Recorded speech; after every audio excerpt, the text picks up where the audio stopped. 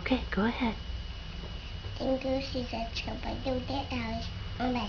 Okay, and now we're going to say the Lord's Prayer. Our Father, Our Father who art in heaven, hallowed be thy name. The kingdom come, thy will be done on earth as it is in heaven. What?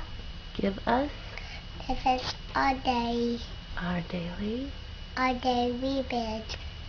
and Our trespasses for we forgive those who trespass against us. and lead us, And lead us not into temptation, but deliver us but deliver us from evil.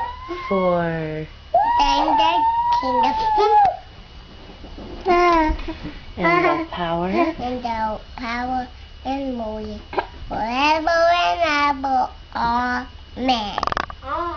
Very good. Amen.